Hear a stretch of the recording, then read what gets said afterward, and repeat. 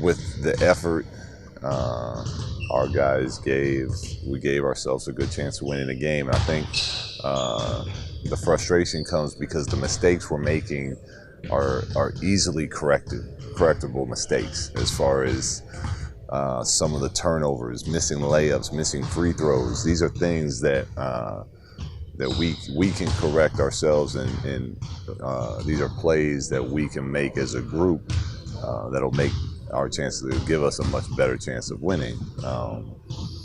But you use that frustration to help motivate you. You come in today and you don't put your head down and pout. You get back to work. You watch film, and you do whatever you can today to get better. And I think our guys did that today. When you look at the schedule coming up over the next 4 weeks, 3 games against Golden State, 3 games against Houston, road games in Cleveland and Philly, how do you start to prepare the team for all that? But you don't look at it like that. That's a daunting task if you look at it like that. We look at it and what are we going to do today?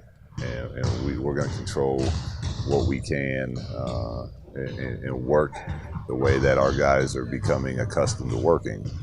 To me, part of the message today was, look, we're in the process of building our identity, our culture, what's our attitude as a group, not individually, everything as a group. And that's where our focus is on this next month. So yeah, we're going to have some tough games. There's probably going to be some nights that don't look too good for us, but there's going to be some other nights that we're fighting our tails off, and we're in those games, and we're competing at a high level.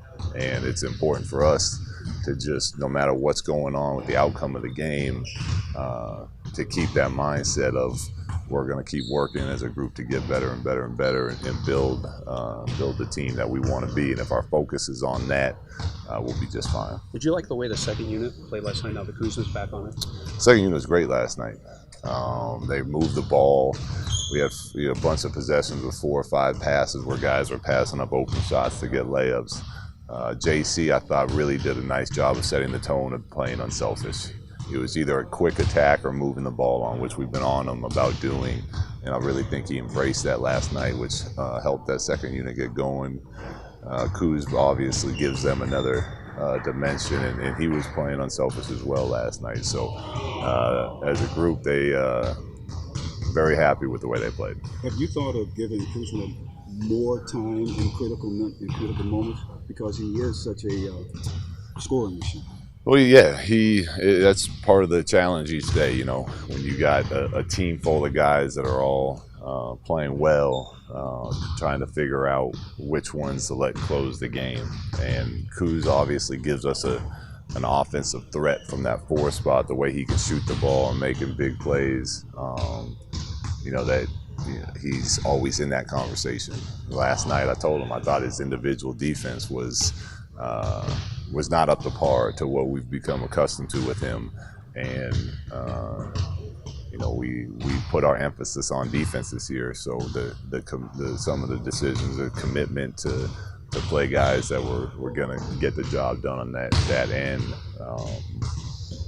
Went into who closed the game, but that's always part of the in-game decision making to be made. That's part of the reason why he didn't play, because of his defensive. Defensively, yeah. Offensively, he was great. He was hitting shots, but we needed to get stops. And individually, he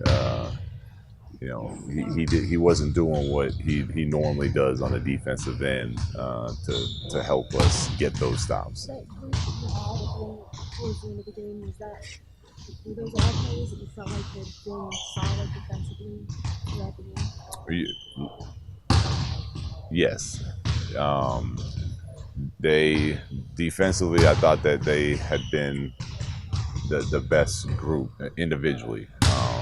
They're obviously, Brewer played really nice defensively when he was in there, and things of that, in those shorter minutes like that. But with trying to find an offensive unit that could still that was going to be able to score the ball and play the type of defense we need to close out a road win, that was the group I felt that gave us the best chance last night. And if you don't mind, you guys want to be doing some back to the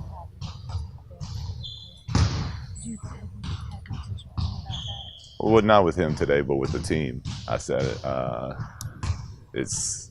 You should be frustrated when you're taken out, but we're a team, we're a family, we're however you look at your group of teammates, and once you got to put that anger aside, that individual frustration, and be there to support and cheer on your teammates that are on the floor, and be ready because you might get your number called again and go back in for the last 30 seconds. I mean, Kuz was done for the half. We had 26 seconds left. We put him back in, and he hit a big three for us right before the half was up. So get angry when you're taken out, but put that aside quick and get back onto the team and support your teammates. No, that's fine.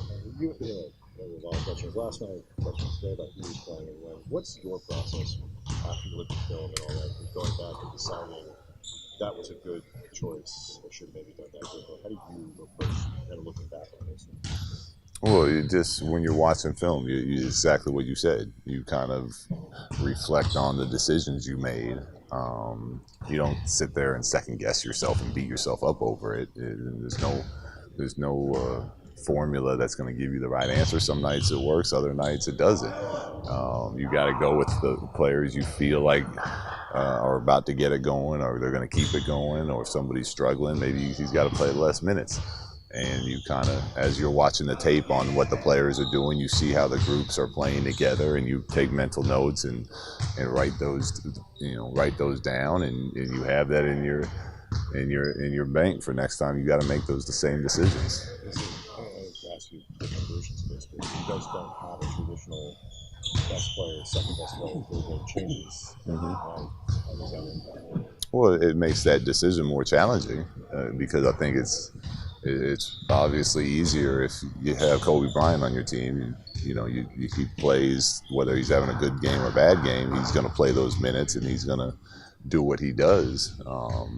So it makes the challenge as far as night in, night out, figuring out who those lineups are going to be, because some nights it's been JC, which means what do you got to do? The ripple effect on that. Do you leave your point guard out down the stretch? You take out KCP and BI, two long wings that are versatile and can switch and help rebound. And so there's all these decisions going into that, depending on who's having those type of games for us. But that's why I keep preaching to our players the importance of understanding that it's not about us as individuals. It's about us as team, and each night it's going to be somebody else. And one night it'll be you, and your teammates need to support you, and one night it'll be someone else, and you got to be there to support them too. What's been your words of wisdom and or criticism to Lonzo about his shooting slump? Well, when no criticism other than when you get up to that line, knock it down, shoot the ball. We know that you're a good shooter. He knows he's a good shooter. You watch him around here. He puts the work in. He knocks them down. The only thing is not just with him, but with all our players. There's some good ones, and if you take a good shot and you miss it, we're totally fine with that. But then there's some that come early in the shot clock with no ball movement. That even if you make it, I'm not happy with that shot. So that with him and with everyone else on our team, it's still teaching and understanding the difference between those two types of shots. What are you most interested to see from Lonzo against the Warriors?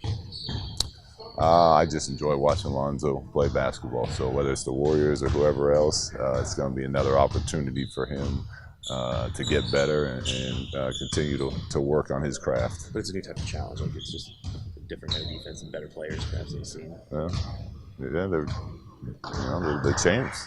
He's got a chance to compete against the champs. We all do. So, like I said before, every night is a great opportunity for our group to learn and get better. And tomorrow is the same way. We get a chance to play against the best team in the world, and I'm excited to see how we respond to that.